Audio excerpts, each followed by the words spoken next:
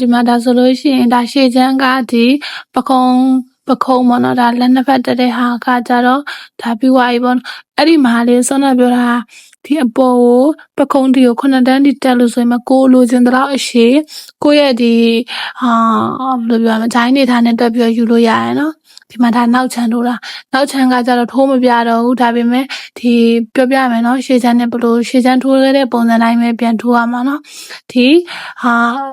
အောက်ကနေခါနေပြီးတော့ဒီဂျိုင်းနာဒီ26တန်းကျတော့အတူတူထိုးရမှာပြီးလို့ရှိရင်ဒီဂျိုင်းပြန်စားတဲ့အချိန်ကျလို့ရှိရင်လည်း9တန်းကိုသူကဂျိုင်းဘက်မှာတိုင်ရောလုပ်ပြီးတော့ယူလာခဲ့တာ9တန်းရှေ့တန်းဖြစ်တဲ့အတွက်ဒီလေဘင်းကိုဗာလဲပြန်ပြီးတော့စားပေးထားတာနောက်ချမ်းကျတော့စားရမလို့လေဘင်းစားရမလို့တဲ့အတွက်ဒီဘေး9တန်း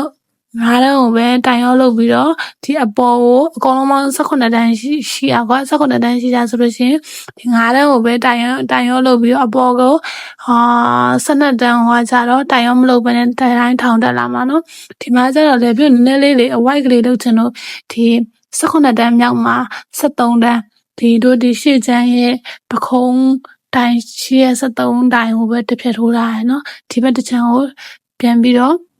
ဒါ73တိုင်ပြန်ထိုးတဲ့ဥစ္စာကိုပြန်ပြမယ်နော်ဒီဘက်ကနေပြီးတော့ချီကိုပြန်ဆက်လာပြီးတော့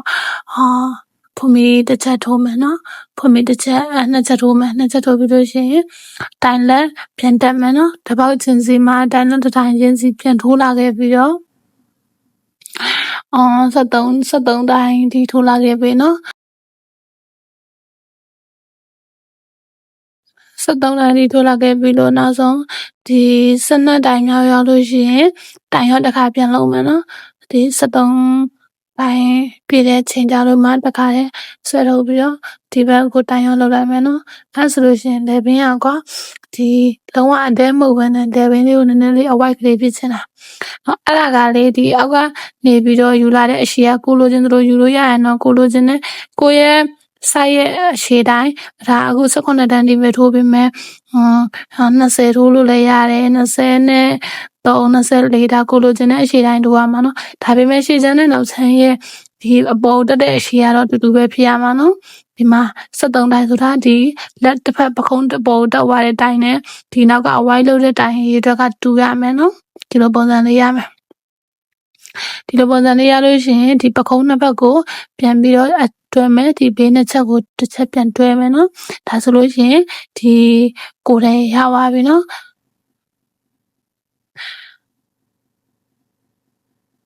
ဒီမှာပြန်ပြီးတော့ဒီဘေးနှစ်ဖက်ကဒီအပေါ်ပခုံးရည်ကိုတွဲဖို့အတွက်ဒီချုပ်အပ်ကလေးနဲ့ထုတ်ပြီးတော့တွဲမယ်နော်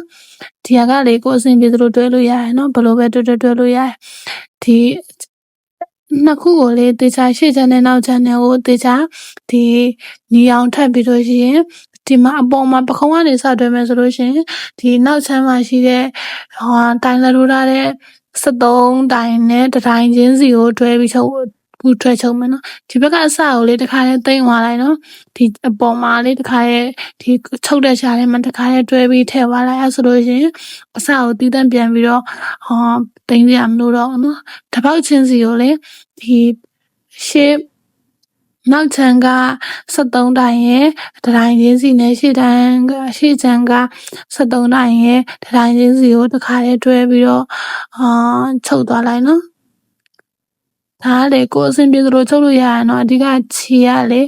သူကနည်းနည်းတင်းလေးတော့ဆွဲပြီးချုပ်ရရန်ဟိုမဖြစ်အောင်လို့လေကိုချုပ်တတ်တယ်လို့ချုပ်လို့ရရနော်ဒီဟာတချို့ကြတော့လေဒီ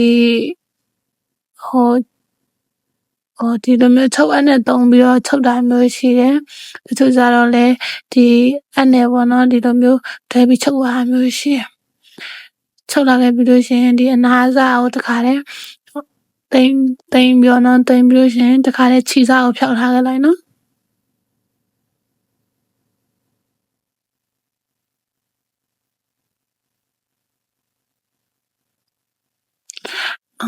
ပြီးလို့ရှိရင်ခြေစားကိုပါတခါတည်းအထဲကိုထိုးသွင်းပြီးတော့ခြေစားတခါတည်းဖျောက်လိုက်မယ်နော်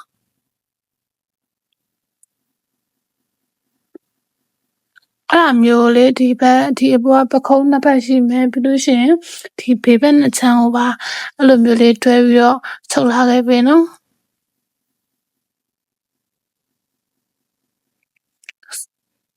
ဒါတယောက်နဲ့တယောက်က size ကမတူတော့လေကိုလိုချင်တဲ့ size ရဲ့ဒီအရှည်လိုချင်တဲ့အကျယ်ကိုကိုယ့်ဘာသာကိုကိုယ်ဆိုင်နဲ့ကိုတိုင်းပြီးတော့ဒါကိုနမူနာကြည့်ပြီးထိုးနော်ဒီတပုံစံနဲ့လိုက်ထိုးလို့ကိုယ်နဲ့ size မတူတဲ့အချိန်ကြလို့ရှရင်အဆင်မပြေမှာဆိုလို့ခြေစားဟိုကလေအတွင်းဘက်ကိုတစ်ခါလေးလှည့်ပြီးဖြုတ်လိုက်နော်